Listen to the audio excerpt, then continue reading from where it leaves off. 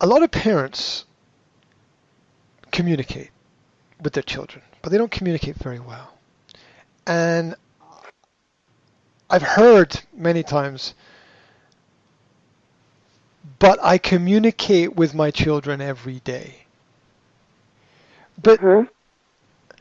but it is 2 minutes or 3 minutes every day. It's never long enough or accurate enough to be deep enough about the things that really matter. Because look, how many? Look, between me and you, it's not difficult to understand that part of a parent's job is to sit down with their children and say, what is it you really want? And to help them with that. And when the children say, I don't really know what I really want, for the parents to say, okay, let's work on this together. Let's work out what it is that that you need to find out to get closer to that point or that piece of information. Not just have a hands-off approach and go, well, you can sail your ship wherever you want to sail your ship. It's like, well, we all need a little bit of direction in life. Yeah, and fuck, they're the adults. They're the people with all the experience. How are we supposed to plan our future to be successful if they can't give us a successful path or method to follow? That only suggests to me that they themselves are unsuccessful and are afraid to have that self-assessment and reflection on their own unsuccessfulness to to to understand or even grow in any way. And it's crazy to me, and I've seen this 1,000 times, that people can be highly respected and highly successful and yet absolutely terrible at the same time. And what I mean by this is that society gives us masks constantly, and work is just another mask, where people are able to live, survive, perform, conform to the norms of society, and yet they're not able to really achieve very much on a personal level because they don't have the fundamental ability to communicate properly with other people, which is done through vulnerability.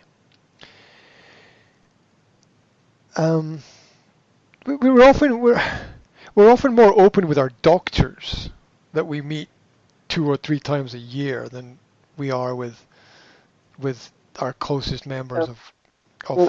of our, Family. of our family. Friend. And this is something that I think that 50% of adults, I think, suffer from trauma as an average, right? And the trauma comes from the fact that adults who have parents who are still alive are still children. Yes. Mm-hmm. Because they are still the children of their parents are still alive, and so they still have to, in their parents' mind, if they communicate with them, fall into that psychological role and pattern in their communication.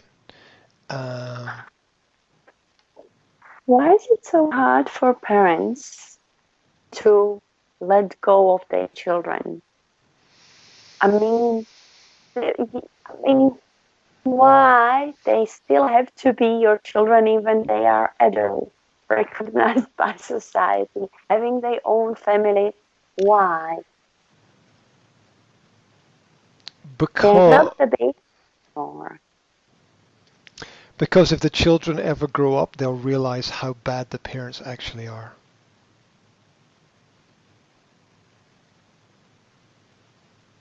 Mm-hmm.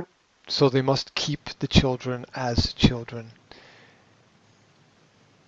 But that's the only possible reason, because why would you not let somebody grow up? You would not let somebody grow up because the realization of growing up would challenge everything in the status quo of the relationship.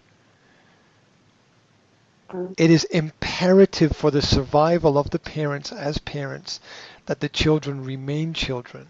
Because if the child becomes an adult, then to be a real adult is to challenge everything in the world around about you. And the fundamental thing that you will challenge is the parenting of your own parents. And so it's imperative to the adults that they, and this might not be conscious, it might be subconscious, but they arrest the development of the children, which means they do whatever they can to ensure that the children don't realize the truth. Which basically means repeating the same bullshit again and again and again, even when it's obviously not the right thing to do or even true. Because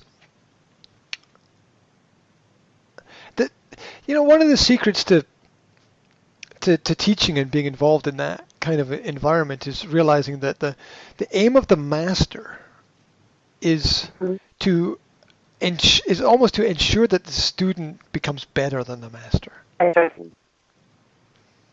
Yeah, it's the aim of the master is to make their own mastery to continue to grow, but make their own mastery superfluous and pointless because their students have developed to such a high level.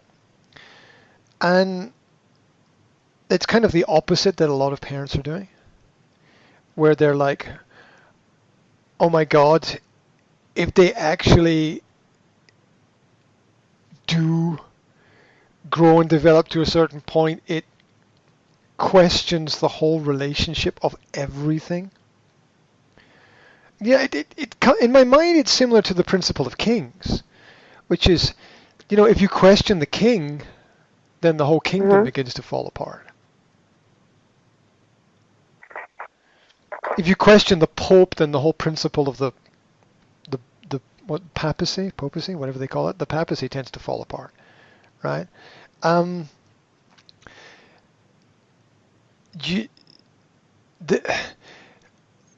questions help us grow, and a lot of parents are there to ensure that the important questions, maybe it's in your mind, why are the topics never important? Why are the important questions never asked? Because if the important questions are asked, the narrative, the fake, false narrative that's been created, which is that everything is good, will just disappear and fall apart, and we'll actually realize how bad most of it was.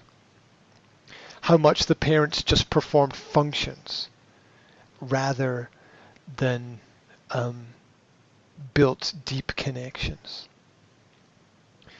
Because you can perform a function as a parent. I'd say you feed your kids, you buy clothes for your kids, you send your kids to the right classes, but a professional parent in a care home can do the same thing.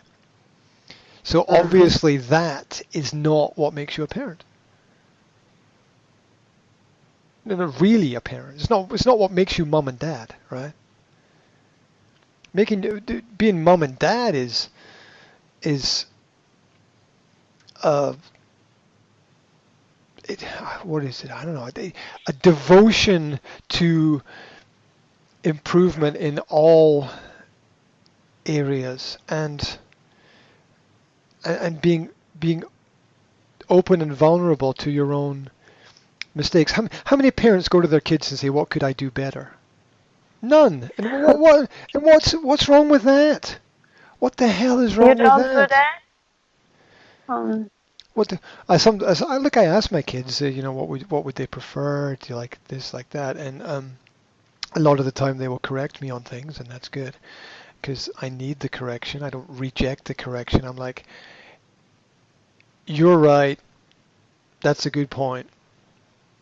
I'll try to be better next time.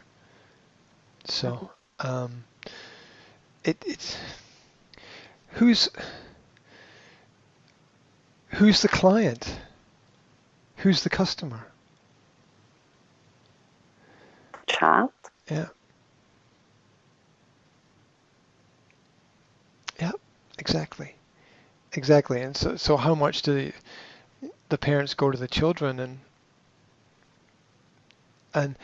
And of course, kids don't know everything and understand everything, but that's part of being a parent, is trying to explain these things. And We do know the bigger picture, but we do not know. We are just learning about our children. oh yeah, and so the whole process of understanding, of growth, of learning, and this whole thing that we're talking about doesn't happen if people don't have kids. You know, like this whole thing, none of it It's happens because you then replace having kids with having pets, wrong. or yeah, there you Right. go, right? Yeah, there's such a classic example in that area where people replace children with pets. That's one example. They replace it with hobbies. They replace it with travel. They replace it with how many Netflix series can I binge watch. Uh, they replace it with evening classes. Uh, and society exists to fill those spaces because there's a lot of people who are in that kind of situation, and people can provide services to those groups. So and it helps people not to feel lost, because the truth is that without really, really, really close family, we all get lost. And we don't want to make the same mistake of disconnection. Like a lot of adults, men and women, have this feeling between age 30 and 40, I don't want to have kids. It's very common in the modern world. I don't want to have kids. Yeah, or I don't think I'm going to be a good parent, therefore I don't want to have kids, or a thought process and in that line. And the reason is that there's a disconnect between their parents and them, and they're just going to repeat they repeat the same thing in a different way, the disconnect between themselves and a possible future generation, right? Because they're not aware of what connection is. They think disconnection is normal. And if you think disconnection is normal, you're going to repeat that in any way that you can, rather than repeat connection. Or realize that that there's something more to everything. And it's a great example of decisions now that affect everything in the future. And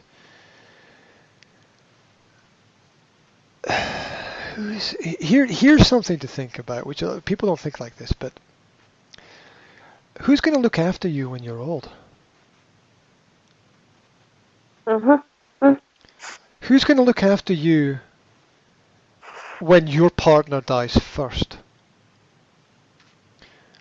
And imagine this scenario, right? Imagine, I don't want to scare you, but just think about this. Because it's possible, right? Think about, you have a partner and you decide not to have kids.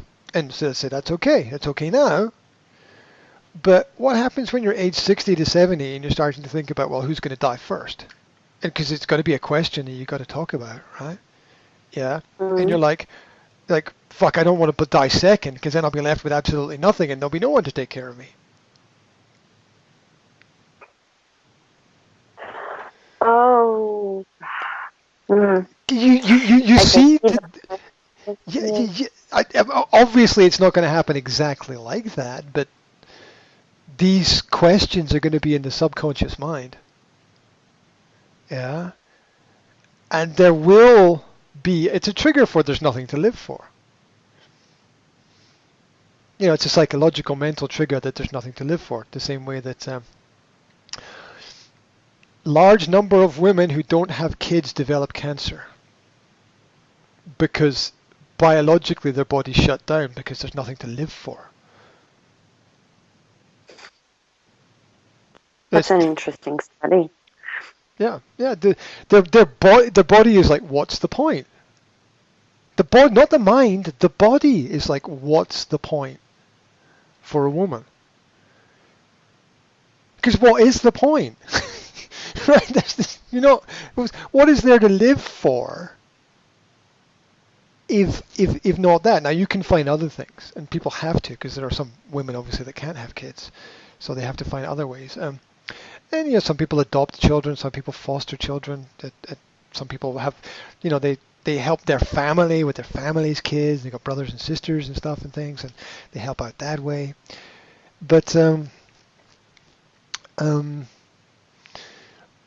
difference that it makes to put yourself in second place suddenly and think, shit, I've got to live as long as I can, because I've got to collect as much wealth and knowledge as I can so that I can pass on as much wealth and knowledge, not for myself, but to others in the next generation, with the realization that you still might be a complete failure at doing that, because nobody knows.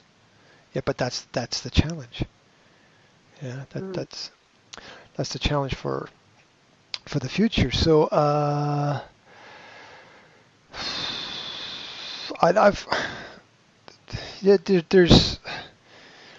there are biological triggers, just as there are psychological triggers. There are biological triggers in the human body as well. And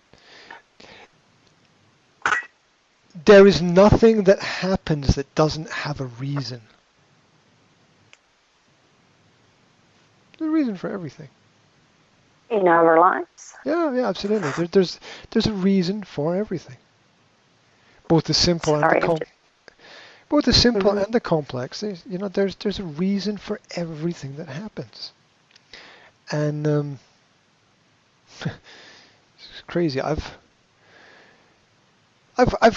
worked with a lot of cancer doctors because cancer is so common. I've worked with 4 top cancer doctors, and just because through my work, I mean, we came into contact and we worked together, and I still work with one now, but I worked with others that were more important in the past, and we talked a lot about sickness and illness and disease, and they all said the same thing. I was like, what is the, like I said, well, what's the number one issue? Why are these illnesses and sicknesses developing? And they all said it's up here. Because there's no other pattern that can be followed. There's also there's other studies that exist to show really crazy pieces of information as well, which is irrelevant to this conversation. But But now I'm kind of curious. Yeah, I know. I sort of baited the curiosity there. Yeah, there's a viral. There are cancers that are viral. Oh.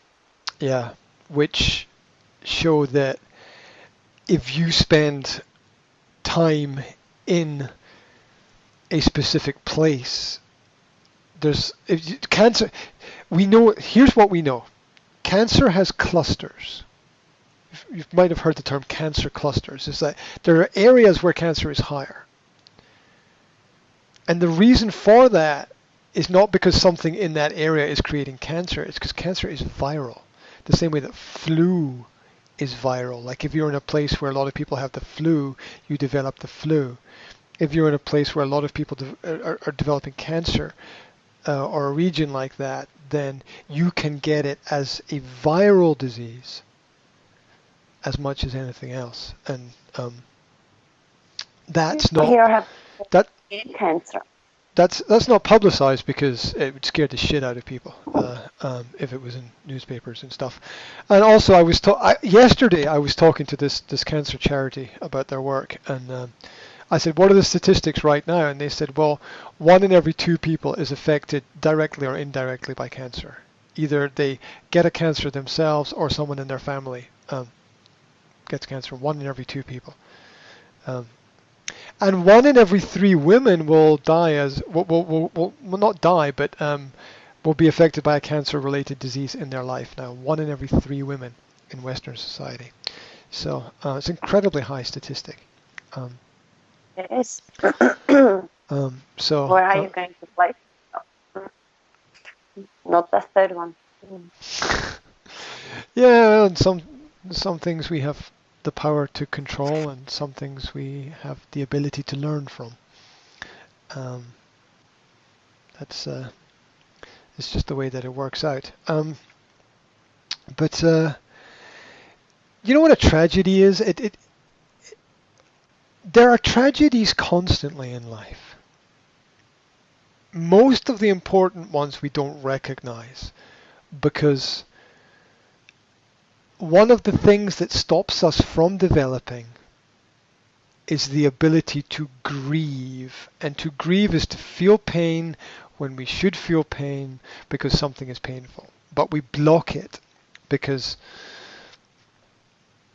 it's difficult. You try to control the emotion. Yeah, we try to control the emotion. And a 36-minute, 38-second conversation with your parents where there's no real connection, and they're adults with experience and you're an adult with experience, it's something to grieve over. It's something to feel pain about because it shouldn't be.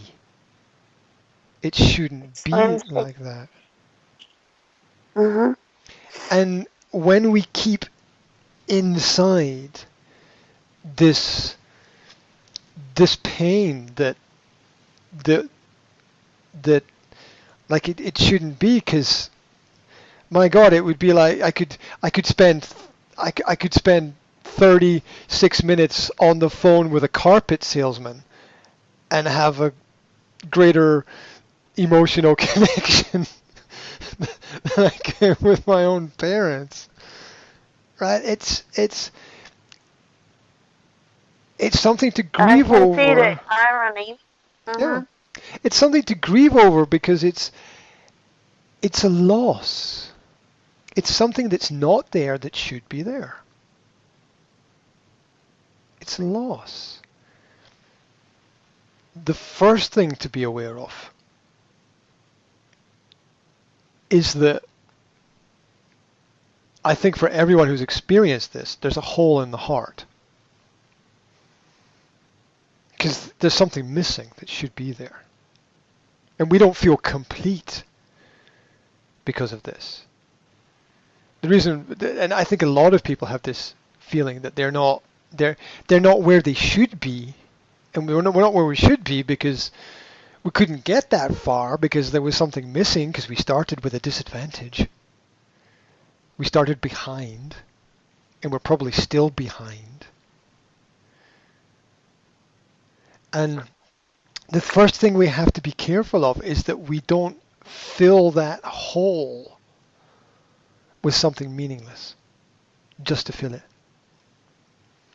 And this is, we see this example in younger people in relationships, or people, people latch on and attach very quickly to anyone or anything who is there because that anything is better than the nothing that they've experienced before, not realizing that anything could really be anything and have no value. We've all seen young women attach themselves to, right, this is the person, and it's like, well, you're just searching for a way to replace what you didn't have in the past with something extra in the present.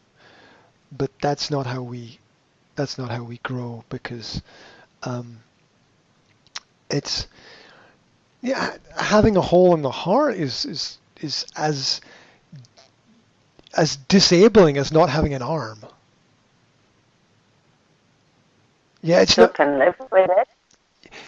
Exactly. You still live with it, and it's a little bit harder because people can sympathize for the fact you've only got one arm. Oh, you've only got one arm. Must be really difficult.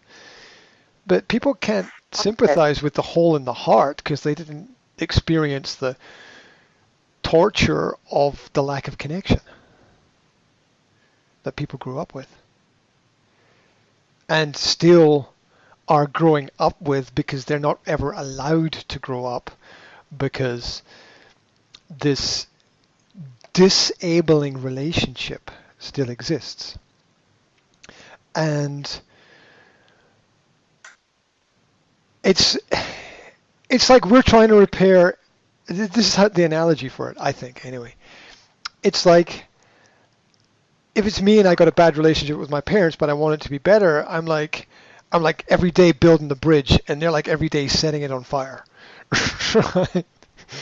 And I'm like every day building the bridge, and Why they're would you waste that energy mm, and time when you yeah, know you can spend it on something more meaningful for you and you feel mm, better and happier?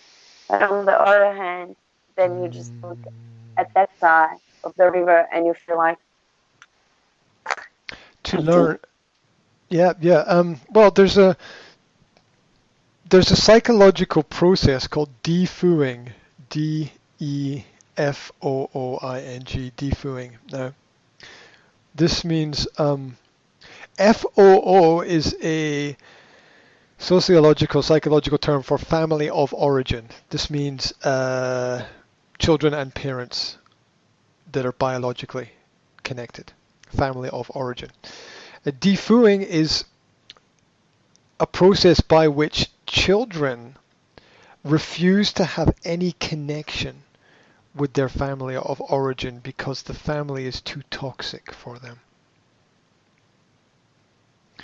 And some psychologists, in some situations, now I wouldn't recommend this in this situation because I don't think it's that extreme, but in extreme situations, psychologists recommend that families are too toxic and that the least contact you have with them, the better, and that you should just, in some cases, have zero contact because um, people who are toxic very often remain toxic forever. And I've got that within my family. I've got drug addicts and alcoholics and uh, people who take zero responsibility for massive problems. I've got narcissists and abusers and a whole bunch of ugly people that you would not like to get stuck on a desert island with because you'd be spend all your time looking over your shoulder to see if they got knives ready to stick in your back, or you'd sleep with one eye open, right? Here's something to think about. I don't know if this is relevant or actual or factual or true or whatever. It's just something that's in my mind that I've recognized in patterns previously. Um, a lot of people talk about their inability to connect with other people, developing relationships. They find that they're not able to find that one person, or they're not able to uh, develop deep connections, or relationships don't travel in the direction or way that they should or that they'd like to. And or they have a series of relationships when they're younger that are unproductive, and then they're older find it difficult to bond. And one of the reasons for this is the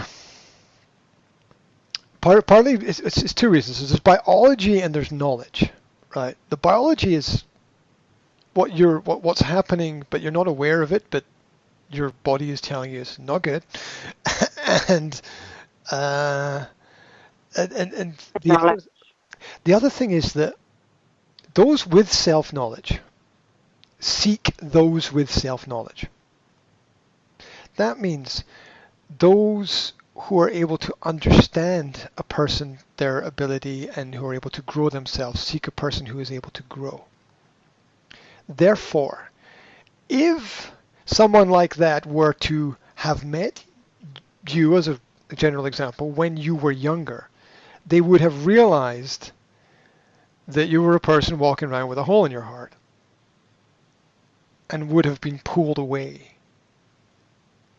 by themselves from that, because realizing at some point you're going to have to help somebody else repair a hole in their heart is a mammoth task, which takes a whole life.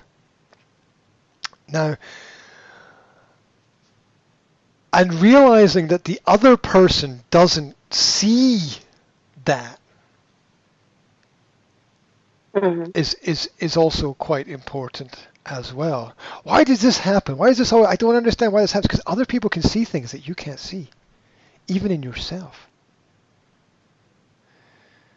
Which is not bad and negative.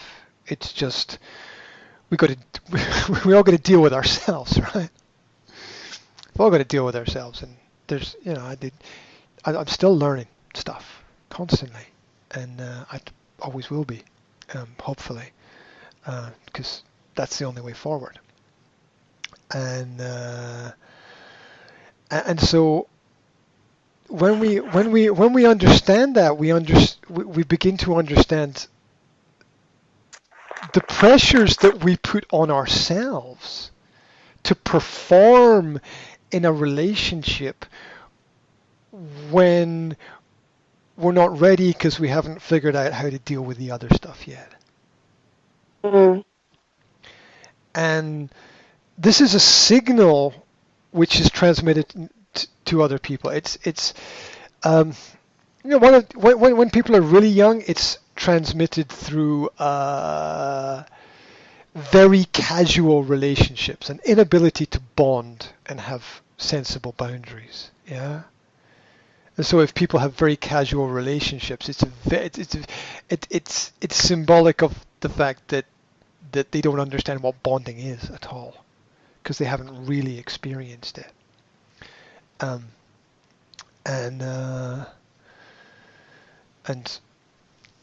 then it repeats, because we are creatures of habit. What we do, we repeat, because that's who we are. And when we begin to analyze self and have a bit more self-knowledge, we can grow a little bit and change and transform. The reason a lot of the times why we haven't found what it is that we're looking for is that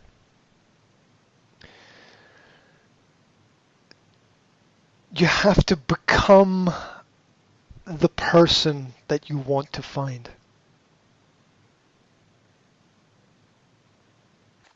Because that's what will attract them to you. And so if we seek a person if we know that we need to seek a person who has that balance and that stability and that self-knowledge, we have to become that person ourselves first. Then when we become that person, it manifests on the other side.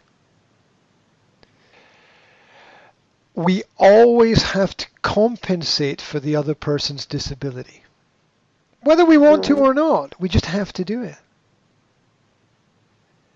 If somebody can't walk, we have to help them walk. If somebody can't see something, we have to help them see that thing. We always have to compensate. But the important realization is because a lot of people will use this in a negative way. They'll be like, "Oh, I'm broken. I can't be fixed. Why would anybody want to spend any time with a broken person?" That's just that's a person breaking down because they don't understand that we all have the power of choice, which is people forget, and I'm always repeating the same thing. And I said that years ago I had a client, and this client was in a difficult situation in their life, and you can only ever change three things: time, place, and people, right? And it was not possible to do anything. The time is the most complex thing. You have to wait. Time is just about waiting. And timing is also an important part of time. And they couldn't change the people because the people were the same around about them and their family and their relationships and stuff. And so I said to them, just get on a plane, go somewhere, go anywhere, book a ticket, book a one-way ticket. Go to New Zealand, book a one-way ticket to New Zealand. Just go. Don't worry about what's going to happen when you get there. You work it out. You're a smart person. You work it out. Yeah, and give yourself a year in that other environment and see see what you learn from that about the fact that, number one, you have to take you with you, right? You have to, wherever you go, you have to take you with you. So a lot of the shit that you're blaming other people for or confused about, you're going to see which shit is your shit that you have to deal with. And you're giving yourself space and time to deal with it all.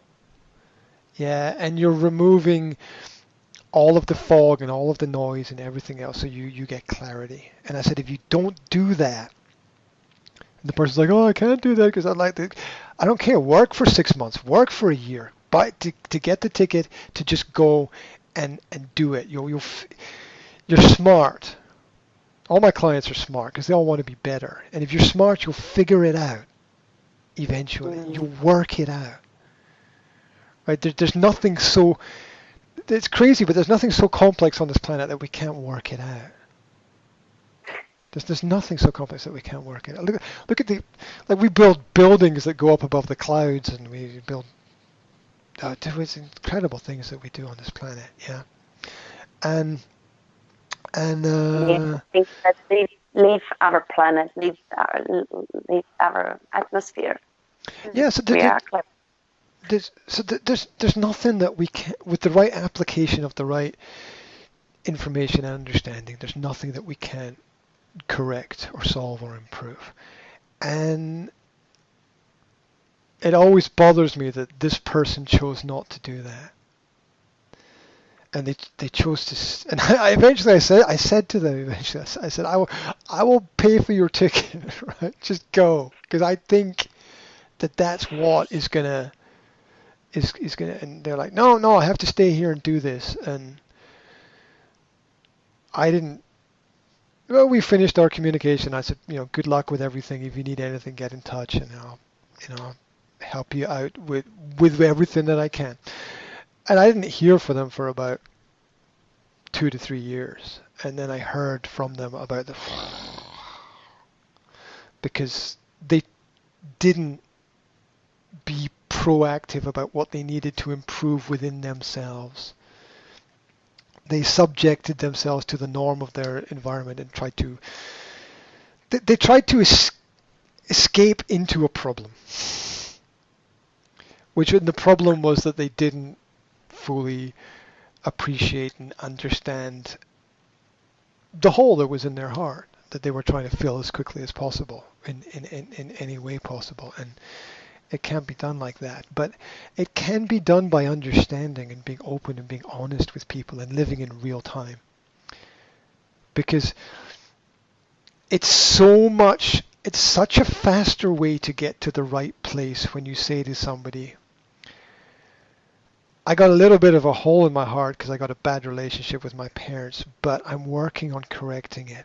And you as a partner can be part of that process where we learn and we grow together, and where I'm not gonna break down and completely lean on you and wonder why my life is so terrible, because life's too short for that. You got to build and construct and go forward. And people respect and appreciate things like that. They do, because putting all your cards on the table is, I think, in general, a good way to communicate with people, with one exception, that truth and trust must be earned in a very respectful way.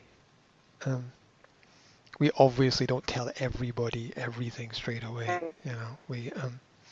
And this is natural, because if you do tell somebody everything straight away, it shows you have no borders and boundaries. And the other thing is that, if you see from the communication that we've done, there's a lot of people who do personal development and coaching sessions, and they want to do it in 30 minutes or 60 minutes. And sometimes we don't get to what we need to get to until 90 minutes or 2 hours. We get to a point where it's like, oh, I get that now. I understand that. There isn't really a way to speed up a lot of things. The same. It takes 18 years to be 18. You can't do it any faster, right? True. Yeah. It's we need to speed up the pregnancy. Well, it's kind of, No. we all have our limitations that we have to deal with, and um, when we're open about the fact that we have, so it's only when we're open about the problem that we can get help with the problem. And a lot of people in relationships, they're like, well, I'm not going to share this with my partner because I'm worried it will have a negative effect on the partner or their opinion of me, but there's no other way forward except to be open and share and to allow people to respond in the best, most supportive way that they know how, and in those kinds of things, and to realize and to not make the it's kind of a little bit of a trap that people seek people with a similar kind of problem. We got to be aware of that. True. Yeah, it it feels comfortable because it's so familiar. Mm. But sometimes what is familiar to us is not what's good for us. Because not all experiences in life are great. We'll learn from all our experiences for sure. And all our experiences are great. I think most experiences are great. We just, at times we tend to focus on like we tend to focus on negatives more than positives as a culture, as human beings. And yeah, to be positive or negative about anything takes basically the same amount of energy, right? And then you think about what do you gain from being negative? What does anyone gain from being negative? Who wants to be around people who are negative? And then right, then there's what we just talked about the relationship of understanding and feeling comfortable in that. Why do I feel comfortable in that? Ooh, because that's that you feel comfort in the negativity because the negativity is there within ourselves as well. But yeah, realizing the the positive is powerful. It's very powerful, and I think sometimes it's the only way forward. Is consistently to look at the positive, because there's studies about how the biologically the body functions and the cells grow, and the positivity that we experience is part of what keeps us healthy in a way, and that we should even plan into our day what we think are going to be positive experiences, so that we keep the momentum going and moving forward. And